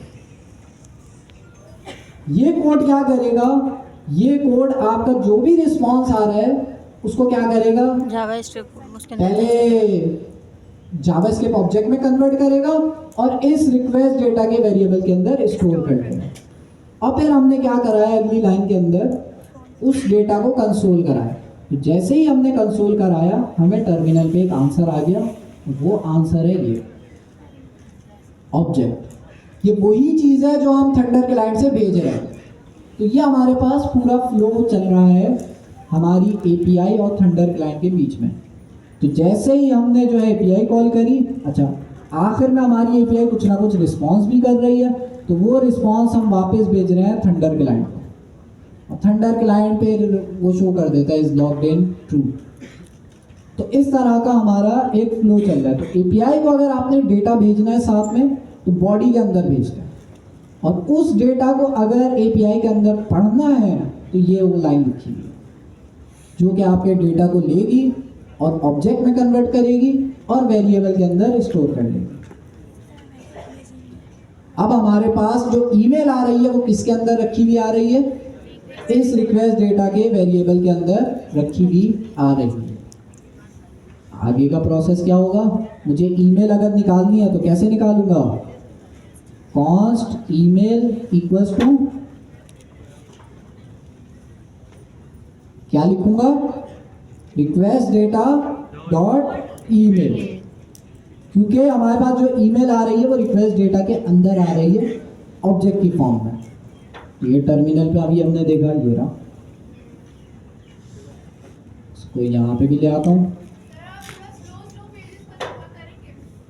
अच्छा ठीक है, अरे कॉपी नहीं करे ना, टाइम दे दूंगा कॉपी करने का। अच्छा जी, तो मैं ये कह रहा हूँ कि हमारी जो एपीआई है, हमारी जो एपीआई है उसके अंदर जो भी डेटा आ रहा है वो हम कंसोल के अंदर जो है वो प्रिंट करा रहे हैं, तो वो डेटा कुछ इस फॉर्म में आ रहा है, ऐसे ही है ना। अब इसमें से मुझे अगर ईमेल निकालनी है तो मैंने कैसे निकाली? रिक्वेस्ट डेटा डॉट ईमेल, तो हमारे पास ईमेल आ गई।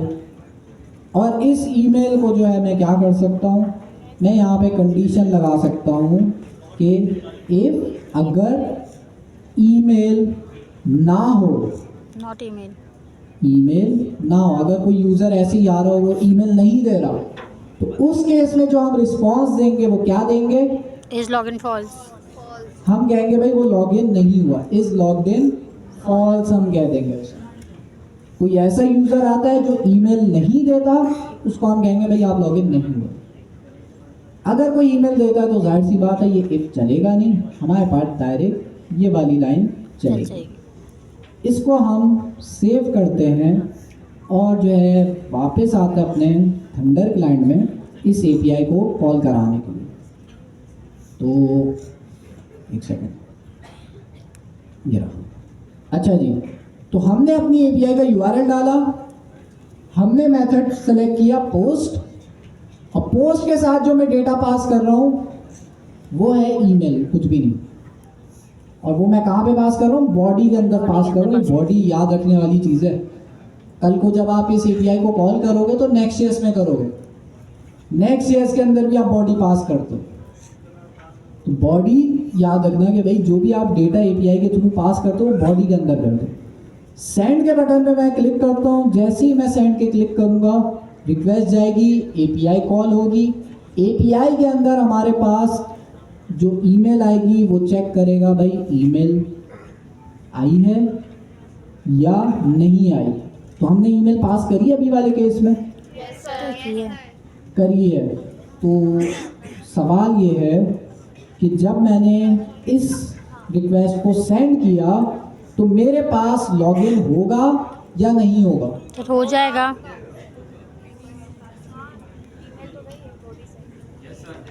हो जाएगा, हो जाएगा।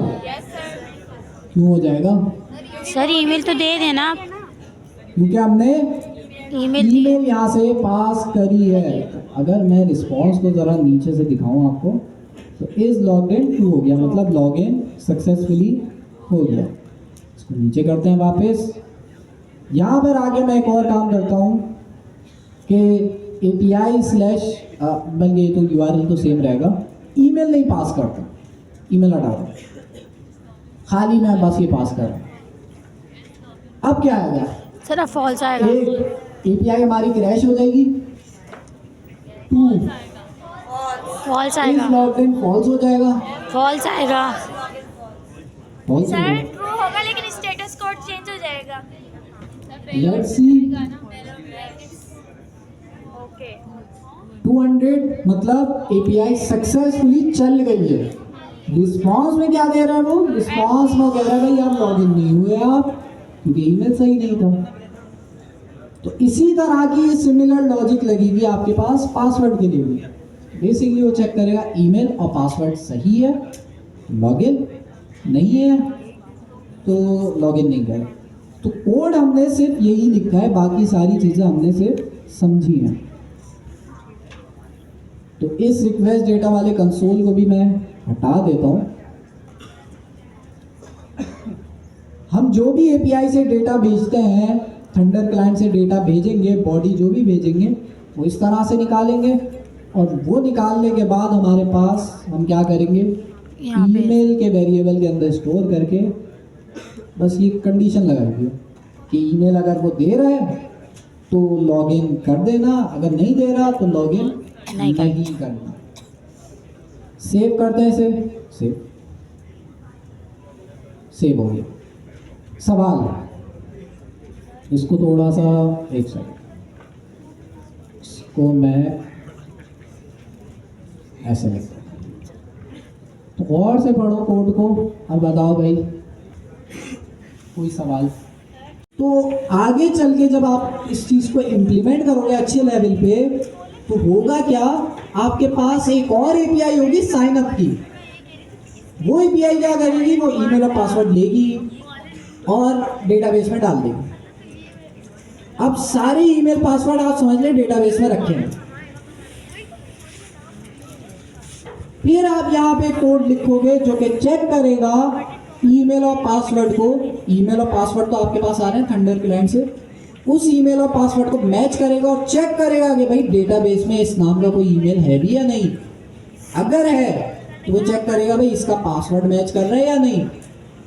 दोनों चीज़ें चेक करेगा, फिर वो यहाँ पे आगे का प्रोसेस करेगा। तो यहाँ पे एक एक्स्ट्रा काम होता, अगर हमारी डेटाबेस आती होती तो यहाँ एक एक्स्ट्रा काम होता है जिसमें चेक करता, check if the email and password are correct. तो यहाँ कुछ कोड होता है जिसमें क्या कर रहा होता है, ईमेल और पासवर्ड को डेटाबेस वाले ईमेल और पासवर्ड से मैच करके देखता है। तो यहाँ कुछ कोड लिखा हुआ होता है, बट डेटाबेस हमें आता नहीं है, तो हमने भाई जुगाड़ू काम किया है। हमने कहा भाई ईमेल है तो लॉगिन करो, तो इस तरह से हमने काम किया, सेव कर दिया। अच्छा, पासवर्ड वाली चीज़ अभी हमने इम्प्लीमेंट नहीं करी तो इसको हटा देते हैं, सेव करते हैं, ठीक हो गया।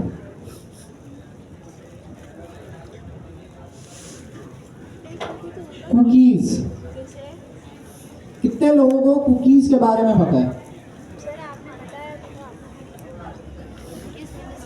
एक्सेप्ट कुकीज नहीं करते? पता है क्या है? और एक्सेप्ट कर देते, डिनाई कर देते। सर आपने तो बताया था। जो जिस वेबसाइट में हो वो बोलते हैं भाई कुकीज एक्सेप्ट करो, आपके तो चेक करो सर यार। आपने बताया था। जब आप एक्सेप्ट करते हो तो क्या होता है, डेटा चला जाता है। आपके ब्राउजर में जितना भी डेटा होता है जो पब्लिक होता है, जैसे आपकी ईमेल, आपका नाम, आपके ब्राउजर की आईपी कि भाई आपकी लोकेशन क्या है, वो खुद ही चली जाती है। तो कुकीज़ का जब भी आप एक्सेप्ट करो तो आप ये सोच के एक्सेप्ट करना कि आपका डेटा चला जाएगा उनके पास, फिर वो आगे डेटा चाहे बेच दें या आपको जो है मार्केटिंग की ईमेल करें, इस तरह की चीज़ें करते हैं। तो यह तकरीबन हर वेबसाइट में होगा। अगर वो एक्सेप्ट कुकीज़ वाला ना लगाए ना तो उन पे केस हो सकता है, इलीगल है कि आप ऐसे ही डेटा उठा रहे हो बगैर यूज़र को इन्फॉर्म करें। अच्छा, अब ये कुकीज़ है क्या, ये तो समझ आ गया कि भाई वो जो एक्सेप्ट कुकीज़ वाली चीज़ है वो डेटा बेच रही होती है, ये समझ आ गया।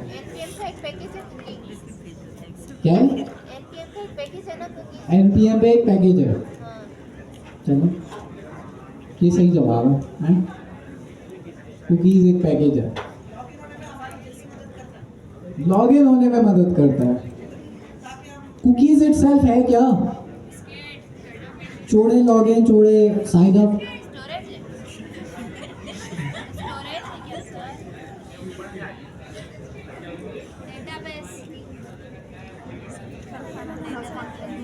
क्या है, कौन कह रहा है भाई, हैंड रेस करके बोलो जी, की बोले।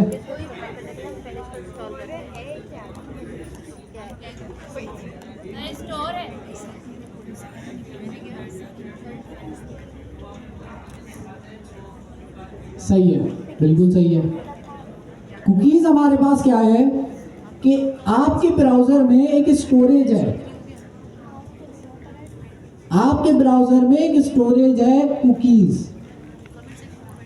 कुकीज़ नाम है। एक और स्टोरेज है लोकल होस्ट। अगर मैं कोई भी वेबसाइट खोलूँ, जैसे मैं discord.com खोलता हूँ, राइट क्लिक करता हूँ, इंस्पेक्ट पे जाता हूँ, या नीचे आ रहा है इंस्पेक्ट का टैब, इंस्पेक्ट पे चलते हैं और ये हमारे पास इंस्पेक्ट खुल गया है। यहाँ पे एक ऑप्शन आ रहा होता है एप्लीकेशन।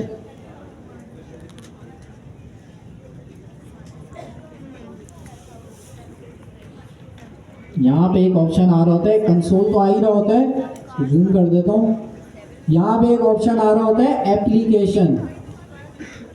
एप्लीकेशन पे जब आप जाते हो, ये बहुत छोटा सा लिखा हुआ आ रहा है बट एरो पे जब आप क्लिक कर दो तो एक एप्लीकेशन का टैब आता है कंसोल वाली ही लाइन में।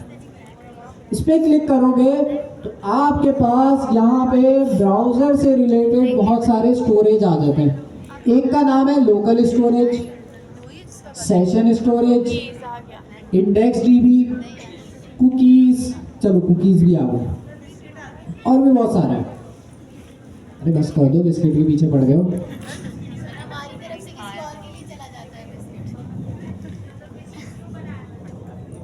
चाहिए तो हमारे पास लोकल स्टोरेज, सेशन। अच्छा, ये ब्राउज़र के स्टोरेज क्या काम कर रहा है?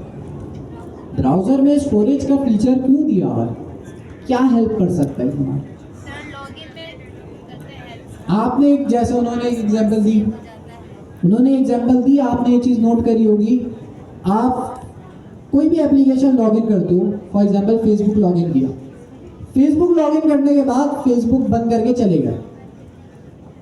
अब अगले दिन वापस आए, वापस आने के बाद आपने फेसबुक खोला तो फेसबुक में पहले से लॉगिन हुआ था, बार बार नहीं करते, पहले से हुआ। तो ब्राउजर को कैसे पता चला कि भाई लॉगिन पहले से हुआ था? लॉगिन का जो भी डेटा था वो कुकीज के अंदर उसने स्टोर करके रखा हुआ था। अब यार उनसे जाके पूछ लेना कुकीज क्यों रखा। कुछ होगा इसका कॉन्सेप्ट बढ़ गया, मुझे नहीं पता।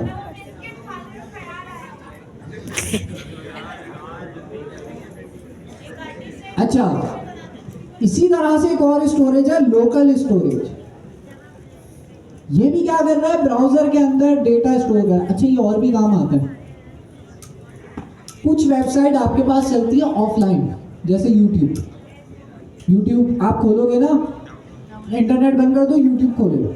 यूट्यूब जब आप खोलोगे तो खुल जाएगा, वीडियोस वगैरह नहीं आएंगे लेकिन खुल जाएगा। ऐसा नहीं होगा इंटरनेट वाला एरर नहीं आएगा, खुल जाएगा। तो यूट्यूब कैसे खुल रहा है भाई बगैर इंटरनेट के? तो यूट्यूब का जितनी भी HTML की फाइल्स हैं और जो CSS की फाइल्स वगैरह हैं, वो उसने क्या करी हैं, इन स्टोरेज में, जो ब्राउज़र की स्टोरेज है, इनमें से ही किसी स्टोरेज के अंदर स्टोर कर दी ताकि आपकी वेबसाइट ऑफलाइन चल सके बगैर इंटरनेट। हाँ, जाहिर सी बात है उसमें वीडियोस आप नहीं सर्च कर सकते। पुरानी वीडियोस लोड जो हुई हैं वो शायद आपके पास रखी हो, लेकिन नई वीडियोस आप नहीं देख सकते क्योंकि आप इंटरनेट से डिस्कनेक्ट हो। तो नई इंफॉर्मेशन आपको नहीं मिलेगी, लेकिन ऑफलाइन वेबसाइट चल रही होगी। जी, दोनों चीज़ें कर सकते हैं, टेम्परेरी भी कर सकते हैं, परमानेंट भी कर सकते हैं। तो ये जो लोकल स्टोरेज है, ये हमारे पास, मैंने अभी क्रोम का ब्राउज़र खोला है, इस ब्राउज़र का लोकल स्टोरेज अलग है। अगर मैं दूसरा ब्राउज़र खोलूँ तो उसका लोकल स्टोरेज अलग होगा। तो आपने ये भी नोट किया होगा, फेसबुक अगर मैं क्रोम पे लॉगिन करूँ और क्रोम को बंद करके मैं जाऊँ सफारी पे जाकर फेसबुक खोलूँ तो वहाँ लॉगिन हुआ होगा या मुझे करना पड़ेगा। हर ब्राउज़र का स्टोरेज अलग होता है। एक और चीज़, हर वेबसाइट का भी स्टोरेज अलग होता है। फॉर एग्जाम्पल, ये जो डिस्कॉर्ड वाले कुकीज़ है ना, ये डिस्कॉर्ड की हद तक है। इसी तरह से मैं फेसबुक खोलूंगा, फेसबुक के कुकीज में जाके देखूंगा तो फेसबुक के अपने कुकीज होंगे। तो मतलब discord.com वाली वेबसाइट पे अगर मैं जाऊं तो उसके कुकीज अलग है, facebook.com पे जाऊं तो उसके कुकीज अलग स्टोर हुए हैं, इसी तरह से youtube.com पे जाऊं तो उसके कुकीज अलग स्टोर हुए। सारे हो ब्राउजर में रहे, लेकिन ब्राउजर आपका एफिशिएंट है। आप जो वेबसाइट खोलोगे वो उसी के कुकीज शो करता है। इनकॉग्निटो में कुकीज नहीं होते, मतलब आप जो है लॉगिन करो फिर उसके बाद बंद कर दो। टेम्परेरी कुकीज होते हैं, उसको आप क्या कहते हैं, उसको बंद करोगे वो कुकीज गायब हो जाएंगे। तो टेम्परेरी लॉगिन करते लॉगिन हो जाता है, लेकिन वो टेम्परेरी कुकीज स्टोर है। तो कुकीज हमने सीखा कि ब्राउजर के अंदर एक स्टोरेज है बस। ये हमारे किस काम आएगा? ये हमारे जो हम ऑथेंटिकेशन पढ़ रहे हैं, ये जो कुकीज़ है किस काम आएगा? डेटा रखने के लिए, स्टोर करने के लिए। ये कुकीज़ हमारे काम आएगा यही वाला फीचर इम्प्लीमेंट करने में। जैसे फेसबुक वाली मैंने एग्जांपल दी आपको कि फेसबुक आप लॉगिन करो और जो है लॉगिन करने के बाद अगर बंद कर दो और कल को दोबारा फेसबुक खोलो तो फेसबुक चलता रहे, दोबारा लॉगिन ना करना पड़े। इसी तरह से एक और मसला, अगर मैं कुकीज़ में ना स्टोर करूँ ना तो एक और मसला है। वो मसला ये है कि अगर मैं discord.com यहाँ लॉगिन, फॉर एग्जांपल लॉगिन का एक फॉर्म आ रहा है, लॉगिन मैंने कर दिया, ईमेल और पासवर्ड डाल दिया, लॉगिन में मैंने क्लिक किया तो लॉगिन हो गया सक्सेसफुल। अब मैं जब रिफ्रेश करूंगा तो वो लॉगिन रहेगा नहीं, लॉग आउट हो जाएगा। फिर मुझे दोबारा ईमेल वाली एपीआई कॉल करनी पड़ेगी लॉगिन करने के लिए।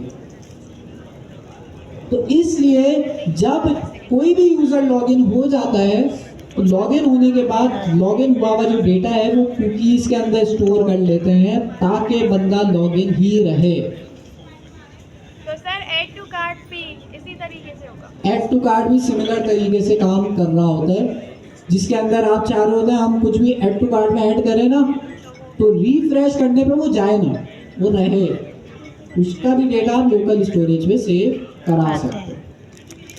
अगर आपने इसको टेस्ट करना है कुकीज़ को तो यहाँ पे आप कुकीज़ को क्लियर करके देखो। अभी मैं लॉगिन हूँ डिस्कॉर्ड पे, देखो मेरे पास बटन आ रहा है ओपन डिस्कॉर्ड, मतलब मैं लॉगिन हुआ हूँ। अगर मैं इस वेबसाइट के कुकीज़ को क्लियर कर दूँ तो मैं लॉगिन रहूँगा? एप्लीकेशन पे जाता हूँ वापस, यहाँ आ रहा है मेरे पास कुकीज़। अच्छा कुकीज़ दिखते किस तरह से, डेटा स्टोर किस तरह से होता है वो भी देख लो। ये देखो, ये बहुत सारे कुकीज़ हैं यहाँ इनकी वेबसाइट पे। बेसिकली इसमें दो ही मेन चीज़ें होती हैं, एक नेम, जो आपका डेटा उसका नेम, फॉर एग्जांपल ईमेल, और उसकी वैल्यू। तो यहाँ पे अगर मैं कुकी ऐड करना चाहूँ तो मेनली मुझे दो ही चीज़ें पास करनी है। तो हमारे केस में इज लॉग्ड इन और वैल्यू क्या है? ट्रू। वैल्यू है ट्रू। तो इस तरह से जो है मैं कुकीज़ में दो चीज़ें पास करता हूँ, एक नेम एक वैल्यू। तो फिलहाल डिस्कॉर्ड के पास अपने बहुत सारे कुकीज़ हैं तो इनको डिलीट कर देना। सारे कुकीज़ को इसको सिलेक्ट किया, यहाँ ऊपर एक ऑप्शन आ रहा है डिलीट करने का, इस पर मैंने क्लिक किया, डिलीट हो गया कुकीज़। अब देखते हैं कि मैं लॉगिन हुआ, मैं अभी देखें लॉगिन दिखा रहा है कि ओपन डिस्कॉर्ड पे क्लिक करूँगा तो लॉगिन हो। अब मैं रिफ्रेश करता हूँ, अब मैं लॉगिन हूँ नहीं हूँ? हूँ भाई, अभी भी हूँ। इन्होंने जो है और भी फंक्शनैलिटी स्टोर यूज़ करी है जिसमें इन्होंने और भी स्टोरेज यूज़ करे हैं। जैसे अगर मैं आऊँ वापस तो लोकल स्टोरेज भी यूज़ कर रहे हैं। तो जाहिर सी बात है बड़ी वेबसाइट है तो मुझे सारे स्टोरेज क्लियर कर लेना पहले। मेन जो हमारा केस है ना उसमें कुकीज़ इम्प्लीमेंट हुई है। ये देखें वापस आ गए, तो इसको बंद करो, सब डिलीट करो। और अब देखते हैं अब करता है नहीं करता। हो गया लॉग आउट, देखिए आप लॉगिन का बटन आ गया तो इसका मतलब मैं लॉग आउट हो गया। तो कुकीज़ वगैरह आप क्लियर कर दोगे किसी भी वेबसाइट के, आप लॉग आउट हो जाओगे। तो कुकीज़ आपका लॉगिन होने के बाद आपको लॉगिन रखने के लिए, ताकि आप लॉगिन रहें, कुकीज़ हम यूज़ करें। अच्छा कुकीज़ इम्प्लीमेंट करना मुश्किल है, कौन लोग है? अभी इसको तो सब आता है। रीलोड किया था, कुकीज़ क्लियर करने के बाद रीलोड करना होता है। नहीं, अगर कुकीज़ में डेटा रखा हुआ है ना, मैं रीलोड भी करूँगा कुकीज़ में रहेगा। तो कुकीज़ एक तरह से स्टोरेज है, उसमें अगर आप कोई चीज़ स्टोर करते हो और कल को वापस आपको बंद करने के बाद वो स्टोर में रहेगी, कुकीज़ में रहेगी। उसको आप एक्सपायर करा सकते हो, आप बोलो 10 दिन बाद खुद ही डिलीट हो जाए, वो काम हो सकता है, बट रहेगी। अच्छा जी, कुकीज़ ब्राउज़र का एक स्टोरेज है।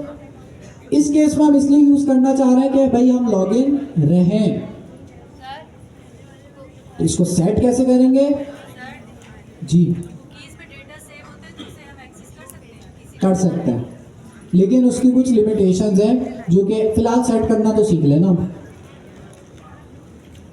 कुकीज सेट करने के लिए नेक्स्ट.js ने एक पैकेज दिया हुआ है जिसका नाम है, पता नहीं मैं देखता हूँ शायद नेक्स्ट, अभी क्या नाम है, हेडर्स नाम है शायद उसका, next/headers, नहीं सिर्फ हेडर्स नहीं। तो भाई कोई भी चीज़ भूल जाओ तो क्या करो, डॉक्यूमेंटेशन पे आओ, कुकीज़ हमने इम्प्लीमेंट करना है तो मैंने लिखा कुकीज़ इन नेक्स्ट.js। तो भाई सिंपल आपके पास कुकीज़ से रिलेटेड डॉक्यूमेंटेशन आ गई है। यहाँ पर आता है, ये बोल सही तो लिख रहा था, वो सजेशन नहीं दे रहा, तो वो बोल रहा है भाई ये आपके पास एक पैकेज है जो कि पहले से इम्प्लीमेंट हुआ हुआ है, आप बस इंपोर्ट कराओ और इसको यूज़ करो।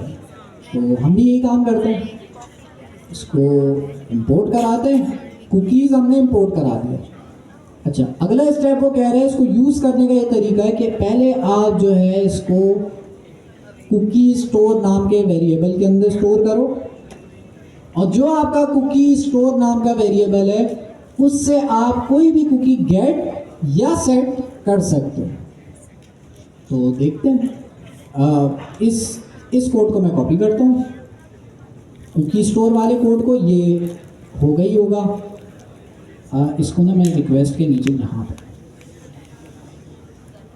तो दो चीज़ें मैंने अभी तक करी है कुकीज़ के हवाले से, एक इंपोर्ट करा है कुकीज़ को, एक कुकी को यूज़ करने के लिए उन्होंने कहा हुआ है कि भाई कुकीज़ नाम का एक फंक्शन है उसको कॉल करो और वो जो भी रिस्पॉन्स में दे रहा है ना उसको वेरिएबल के अंदर स्टोर करा। अब ये जो कुकी स्टोर है इस पे मैं कोई भी काम करा सकता हूँ, जैसे कुकी स्टोर डॉट, ये देखें कुकीज़ को डिलीट करना है, डिलीट का फंक्शन आ रहा है, कुकीज़ को गेट करना है, गेट का ऑप्शन आ रहा है, सारे कुकीज़ गेट करना है, गेट ऑल का ऑप्शन आ रहा है, हैज़ का कुकी चेक करना है, मतलब चेक करना है कि भाई फला कुकी है या नहीं, वो भी तो बहुत सारा है। हम कौन सा यूज़ करें? गेट ऑल अभी तो सेट करेंगे ना, सेट करेंगे हम, क्योंकि कुकीज़ अभी हमारी वाली वेबसाइट पे तो नहीं है। तो सेट करने के लिए हमें अभी ब्राउज़र पे मैंने बताया था दो चीज़ें देनी होती है, नेम और उसका वो, एक हमारे कुकी का नाम, हम इसको रख देते हैं स्मॉल में ही रख देते हैं ईमेल, और उस कुकी की वैल्यू, तो उस कुकी की वैल्यू हम कह रहे हैं कि भाई जो ईमेल हमें थंडर क्लाइंट से आ रही है वही हम कुकी पे सेट कर, सेव करते हैं, सही है। तो कुकी स्टोर के लिए 3 लाइनें मैंने लिखी हैं, एक कुकीज़ को इंपोर्ट कराया, ये वाली लाइन मस्ट है, हर केस में होगी। दूसरा, कुकी को यूज़ करने के लिए उन्होंने कहा है कि भाई इस तरह से आप यूज़ करोगे कि कुकीज़ के फंक्शन को कॉल करोगे और वेरिएबल के अंदर स्टोर करोगे, ये नहीं करोगे कुकीज़ नहीं यूज़ कर पाओगे। फिर उसके बाद आपके ऊपर है कि भाई आपने कुकीज़ सेट करने हैं, गेट करने हैं, डिलीट करने हैं, वो आप पर है, आप इस लाइन से कर सकते हैं। तो ईमेल तो हमें नहीं डालना था, हमें क्या डालना था, इज लॉग्ड इन, कि भाई यूजर लॉग्ड इन है या नहीं। तो हमारे केस में हम बोलेंगे ट्रू। अब ये तो एरर दे रहा है,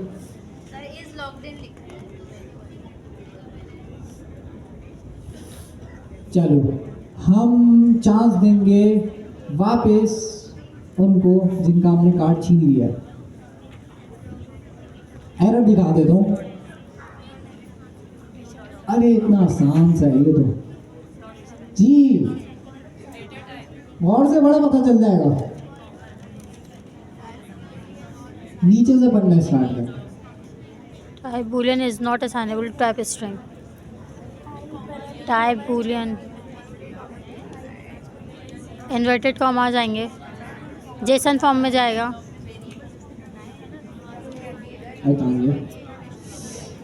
जेसन फॉर्म में जाएगा ना। वो कह रहा है कि भाई, हाँ वो कह रहा है बूलियन असाइनेबल नहीं हो सकता, ये है बस मेन चीज, वो पूरा टाइप एरर बूलियन का बड़ा इज लिखा हुआ नॉट है, असाइनेबल। ये चीज ये है।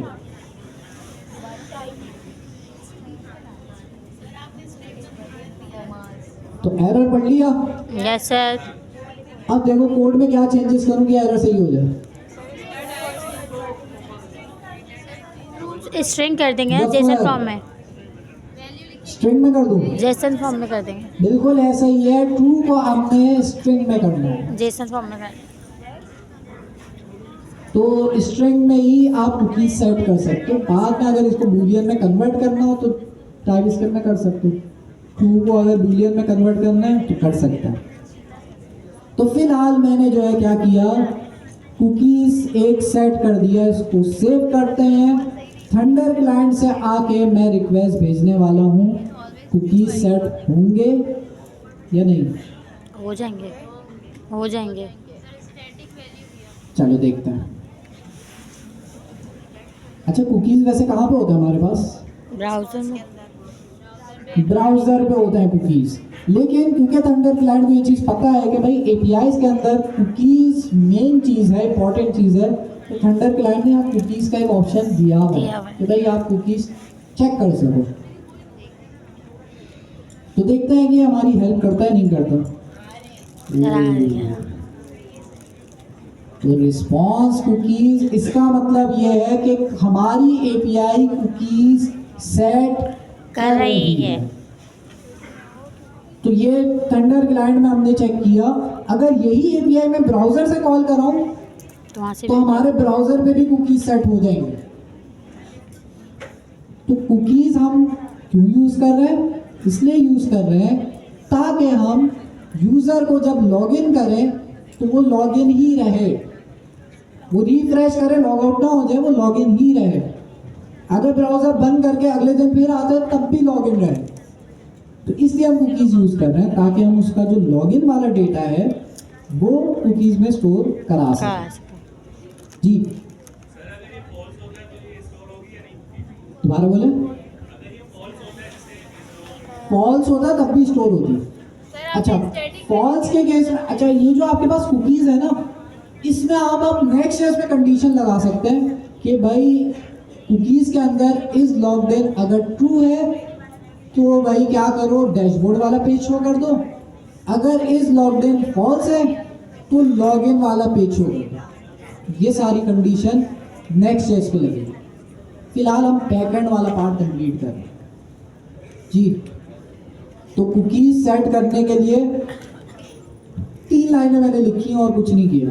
एक, कुकीज को इंपोर्ट कराया, यस सर। कुकीज स्टोर को कॉन्फ़िगर किया, मतलब कुकीज का फंक्शन कॉल किया, उसको स्टोर किया, और सेट करने का ये कोड। ये तरीका है सर।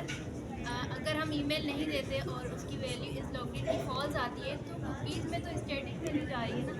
देखिए कुकीज के अंदर हम ट्रू या फॉल्स सेव कर रहे हैं ना। तो अगर हम ईमेल नहीं देते तो इस लॉगिन की वैल्यू हो जाती है फॉल्स। बट हाँ, तो अब जाहिर सी बात है कि ये जो कुकीज है इसको हमने किसके अंदर लिखना होगा? इसके अंदर लिखना होगा कंडीशन में कि भाई ईमेल अगर नहीं दे रहा तो फॉल्स कर दो, अगर ईमेल दे रहा है तो ट्रू कर दो। इस तरह से करना होगा। ईमेल नहीं दे रहा तो वो फॉल्स कुकीज में सेव करेगा, अगर ईमेल दे रहा है तो ये इफ चलेगा नहीं, इफ को वो छोड़ देगा, डायरेक्ट हमारे पास ये वाला कोड चलेगा और इसके अंदर हमने कुकीज सेट कर दिए ट्रू। तो शायद आप भी यही वाली बात कर रहे थे, ठीक है, तो ये सही हो गया। सर, तो कुकीज सेट करना इस तरह से जी। लोकल स्टोरेज और कुकीज में क्या डिफरेंस है? अच्छा सवाल है। अभी जो मैंने ब्राउज़र के बहुत सारे स्टोरेज दिखाए थे उसमें से 2 बहुत ज़्यादा यूज़ होने वाले हैं, एक लोकल स्टोरेज, एक कुकीज। हमने लोकल स्टोरेज को छोड़ के कुकीज क्यों यूज़ किया? लोकल स्टोरेज में भी कर सकते थे। सर सेम काम वहाँ पर भी होता है। लोकल स्टोरेज में सिक्योरिटी का मसला है। लोकल स्टोरेज में जो चीज़ें हैं ना, लोकल स्टोरेज में जो चीज़ें होती हैं वो आपकी एक्सटेंशंस पढ़ सकती हैं, वो हम चेंज भी कर सकते हैं। वो हम चेंज भी कर सकते हैं, वैसे कुकी में भी कर सकते हैं, बट उससे फ़ायदा नहीं होगा। लेकिन ये जो आपकी एक्सटेंशंस होती है ना, ये आपके ब्राउज़र का सारा डेटा पढ़ सकते हैं। हम क्या कर सकते हैं? हम सिक्योर कुकीज़ बना सकते हैं जो कि हमारी आपकी जगह पे वो लॉगिन हो जाएंगे। तो मतलब आप समझ लें आपका अकाउंट हैक हो सकता है। तो इसलिए हम कुकीज़ में स्टोर कराते हैं। कुकीज़ में हमारे जो क्रेडेंशियल्स हैं, अभी सिक्योरिटी हम इम्प्लीमेंट नहीं कर रहे, बट आगे चल के जो हमारे पास सिक्योरिटी के कॉन्सेप्ट होंगे उसका एक मैंने बता दिया। लोकल स्टोरेज का ये नुकसान होगा कि एक्सटेंशंस वगैरह उसमें जो भी चीज़ें रखी वो पढ़ सकती हैं, तो फिर वो तो हमारा सिक्योर डेटा निकाल लेंगे। अच्छा जी, तो सर असीम, जितनी भी फैकल्टी है ना, पहले आप लोग आ जाएं यहाँ पे, स्टेज पे आ जाएं। अच्छा, आप लोगों को पता है फैकल्टी टेस्ट हुआ था?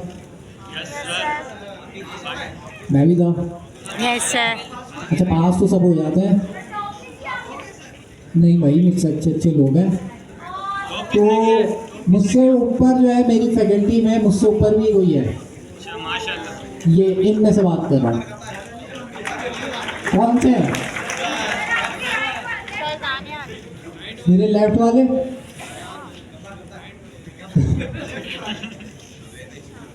बाहर निकाल देंगे सर। तो लीड फैकल्टी का जो हमारा क्राइटेरिया था उसमें जाहिर सी बात है सारी फैकल्टी को तो लीड नहीं सेलेक्ट करते।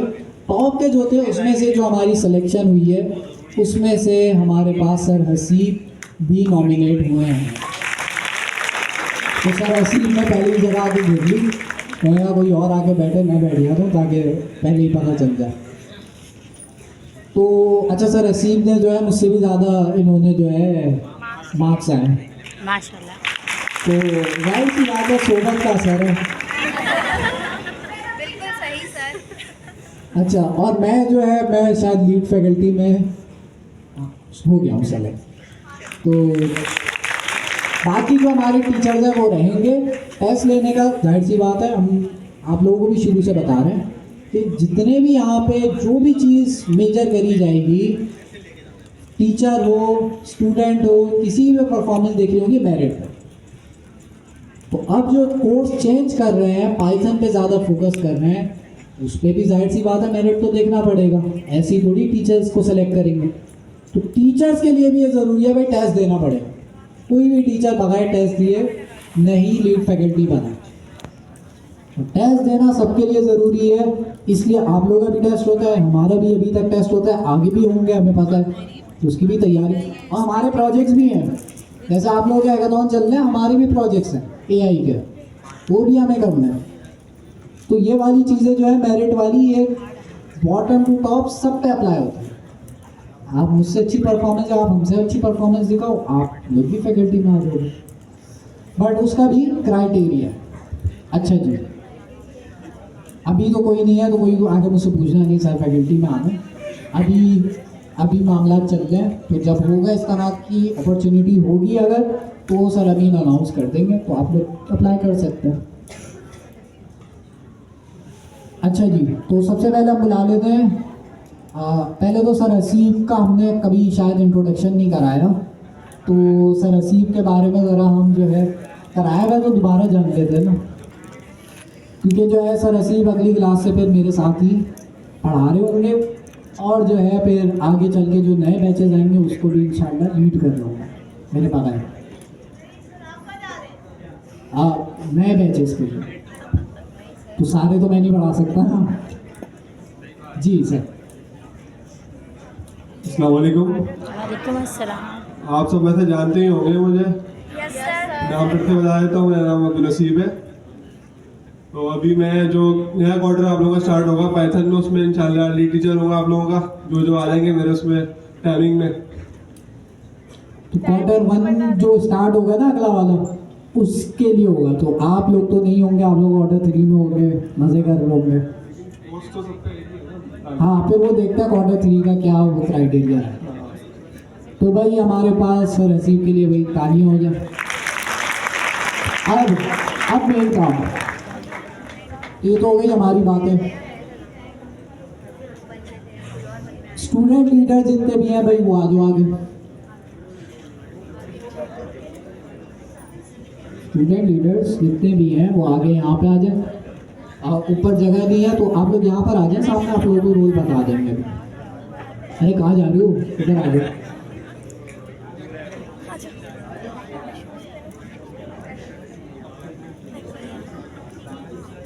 वालेकुम अस्सलाम। ओके, यही आ जाए सामने नीचे, ताकि जो है सबकी शक्लें नजर आए। ऊपर जगह नहीं है ना। मेरे टीचर्स खड़े हैं इसलिए।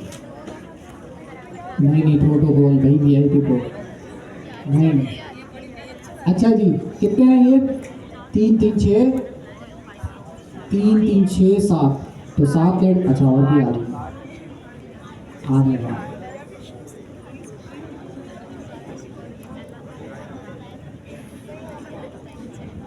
अच्छा जी, तो बाकी के जो हमारे फैकल्टी मेंबर्स हैं, खरीदी में पीछे कहाँ खड़े हैं सर? आप आगे आ जाए, इधर आ। अच्छा, तो ये भाई हमारे पास फैकल्टी है। हम लोग क्या करेंगे, सबसे पहले इनको ना, जितने भी हमारे स्टूडेंट हैं इनको एक एक जगह पे अलॉट। अच्छा, पहले हमें ये देखना होगा टेम्पलेट 1 से लेके 9। 1 किसका था? अच्छा, 0 किसका था? ओके, तो आप लोगों का अच्छा आइडिया होगा 0 पे। 1 किसका था? 0 वाले साथ साथ हो जाओ, इधर आ जाओ। 0 और भी है, आप भी इधर आ जाए, इधर आ जाए, ताकि हमारे पास एक साथ हो जाए ना। इधर आ जाए 0 वाले अड्डे पे। 1 1 तो आप लोग इधर हो जाए थोड़ा। 1 लड़कियों में ही है, 1 इधर आ जाए 0 के बराबर में। 2 नहीं है, तो 0 में से हम निकाल लेंगे, ये बहुत ज़्यादा हो रहा है। अच्छा, साथ भी खड़े हुए हैं, वो फिर मिक्स हो रहा है ना। 1 और 0 अलग अलग खड़े हैं, आप इनके साथ आए, आप लोग इधर हो जाए। 0, आप लोग 0 है ना, आप भी यहीं पे आ जाए। 4 एक साथ हो जाए। अच्छा, 5 हो गए। अच्छा, अब इसमें से हम क्या करते हैं, टेम्पलेट 2 कौन चेक करेगा? टेम्पलेट 2 में से खवातीन में आपको कर लेना, आप इधर आ जाए टेम्पलेट 2 में। और लड़कों में किसको करें? इनको कर लेते हैं। आ जाओ, आप आ जाओ, इधर आ जाओ। ठीक है, 0 1 2 3 कौन है? 3। और आप लोग फिर इधर हो जाए, जो 3 नहीं है, 3 नहीं है, वो इधर हो जाए। अच्छा, तो आप 3 हो गए किसमें? 3 में। 4 सारे यहाँ पे आ जाओ। 5 नहीं है, कोई नहीं, 5 बना लेते हैं फिर एक एक में से निकाल के। आ जाओ, आप आ जाओ, करिए आप 0 पे है, 0 हुआ है ना पीछे, वो खवातीन में आप सही। आप इधर आ जाओ। ये कौन सा है? 4 के बराबर में 5, उधर लड़के की 4 है। आप लोग थोड़ा इधर उधर हो जाए ताकि जगह बन जाए। ठीक है, 5 बस ये कि 5, और यहाँ से बल्कि लड़के आप चले जाए, बल्कि रुक जाए, आप लोग ऐसे ही रहे। अच्छा, 6 1 7 1 8 3 9 कोई भी नहीं है। 10 है हमारे पास? 9, 0 से 9 तक है। 9 तक है ना, 0 से 9 तक है, तो 9 हमारे पास नहीं है, और 5 में है ना। ठीक है, आप 6 में। अच्छा, 6 के साथ हम यहाँ पे 2 लड़के हैं ना, एक आप आ जाए। आप लड़कों में मिस कवल के साथ चले, आप अकेले। 8 में से ज़्यादा लोग थे ना, 8 में से आप एक आ जाए इधर, ताकि जो है एक लड़कियों में हमारे पास हो जाए और लड़कों में एक साथ हो जाए ना। तो आप लोग थोड़ा फिर इधर उधर हो जाए ताकि जगह बन जाए, इधर हो जाए। ठीक है, तो आपका कौन सा है? 5 के साथ भी हम 8 में कौन कौन है? ठीक है, तो आप जो कोने में है ना, आप 5 वालों को भी चेक करें, तो आप इधर आ जाए। बाकी 9 जो है वो हम बना लेते हैं। बाकी कितने रिमेनिंग रह गए? आप 7 में अकेले हैं, बंदे ख़त्म हो गए हमारे पास। चले खैर, 7 आप चेक करें। और 9 कौन है? 9 कोई भी नहीं है, तो 9 हम बना लेते हैं। 0 में कौन है? कहाँ है? 2 ही तो है। 0 में कौन कौन है? 2 ही तो है, बस 2 ही है। 0 1 2 ऑन है यहीं पे। अच्छा 2 3 4 5 6 8 7 और 9 अभी तक मिसिंग है, तो 9 का हम बना लें आप लोग। 2 कर लेते हैं, चले ठीक है। 3 और 9 आप लोग की तरफ हो गया, सही है। तो अब इन लोगों की हम पीछे जगह बना लेते हैं। आप लोग जो है फैकल्टी जो है इस चीज़ में हेल्प करें, फिर हम जो है क्या करेंगे, स्टूडेंट्स को भेजना शुरू करेंगे। तो पीछे आप लोग ले जाए ना, कुर्सियाँ हैं पीछे। अरे हम चेक कर लेंगे, देखो हम स्टूडेंट लीडर्स और टीचर्स पर हम भरोसा करते हैं ना, मुंडी तो नहीं मारी होगी किसी ने।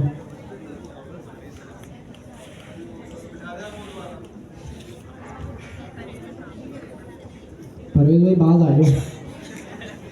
अच्छा चलो, तो आप लोग क्या करें, इनकी जगह बनाए, फिर हम लोग डिसाइड करते हैं कि इनकी चेकिंग किस तरह से स्टार्ट होगी। तो हमारे पास टीम्स कितनी हैं, लोग कितने हैं। हाँ मार्क्स के बारे में अभी बता दे, तो लड़कों को आप इधर बिठा देगा, लड़कियों को उस तरफ बिठा देगा, ताकि जो है ना हमारे पास इजीली मूवमेंट हो सके। और जो है बाकी आप सबको पता चल गया कौन से टेम्पलेट्स आपने चेक करने, आप फैकल्टी को भी बता देगा, ताकि जो है फैकल्टी फिर आपको उस हिसाब से अरेंज कर दे। ठीक है, तो आप लोग इनको लेके पीछे चले जाए, फिर जब ये लोग सही तैयार हो जाए थोड़ा गैप में बिठाएगा, ताकि जो है जगह हो हमारे पास।